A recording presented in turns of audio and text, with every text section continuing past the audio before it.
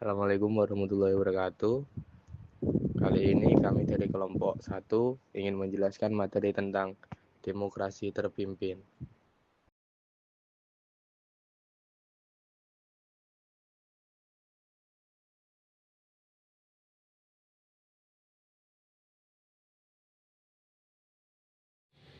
Pendahuluan dan Dekret Presiden 5 Juli 1959.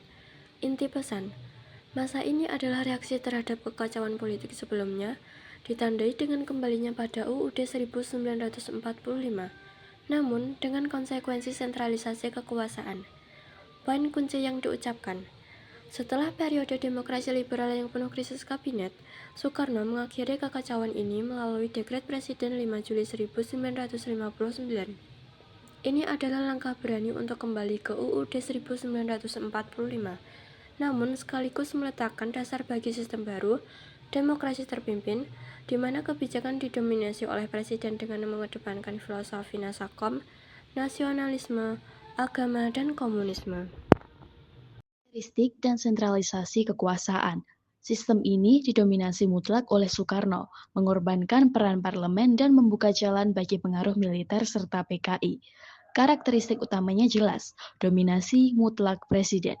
Demokrasi terpimpin adalah penolakan total terhadap sistem barat yang liberal. Tujuannya adalah stabilitas. Namun, dicapai dengan mengorbankan demokrasi melalui sentralisasi kekuasaan.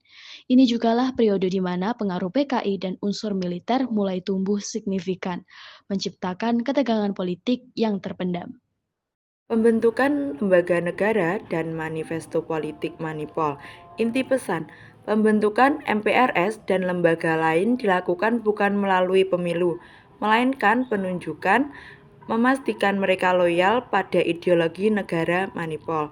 Poin kunci yang diucapkan, untuk melegitimasi kekuasaannya, Presiden membentuk lembaga-lembaga baru. Anggota MPRS tidak dipilih, melainkan diangkat dan harus loyal pada Manifesto Politik Manipol, yang kemudian ditetapkan sebagai garis-garis besar haluan negara atau GBHN. Perhatikan triprogram Kabinet Kerja. Fokusnya jelas, pemenuhan dasar, keamanan, dan yang paling penting pembebasan Irian Barat. Kebijakan ekonomi dan pembangunan proyek mercusuar. Ekonomi dikesampingkan demi politik dan citra internasional, ditandai dengan proyek-proyek monumental yang menguras kas negara. Pada masa ini, kebijakan ekonomi seringkali kalah penting dibandingkan kebijakan politik luar negeri. Kita menyaksikan fenomena proyek mercusuar, pembangunan fisik yang monumental seperti Hotel Indonesia dan Monas. Tujuannya adalah menunjukkan Indonesia sebagai mercusuar bagi negara-negara berkembang. Sayangnya, proyek-proyek ini didanai pinjaman besar dan dilakukan di tengah kondisi ekonomi rakyat yang sulit, memicu inflasi yang tinggi.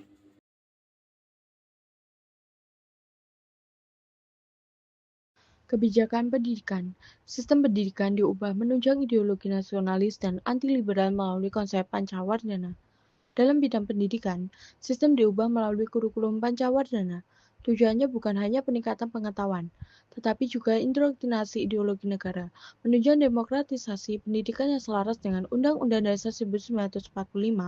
Fokus pada pengajaran bahasa Indonesia dan pendidikan Pancasila adalah upaya untuk menyatukan dan mengarahkan seluruh rakyat pada visi. Politik luar negeri di masa ini adalah puncaknya. Soekarno membagi dunia menjadi dua kubu ideologis, Old Evo atau kekuatan lama dengan nama lain kapitalis, dan Nevo atau kekuatan baru dengan nama lain anti-imperialis. Indonesia memimpin Nevo dan puncaknya adalah konfrontasi dengan Malaysia yang dianggap proyek neokolonialisme. Sikap ini berujung pada keputusan dramatis Indonesia yang keluar dari PBB pada tahun 1965. Sebuah langkah yang sangat kontroversial di kancah global.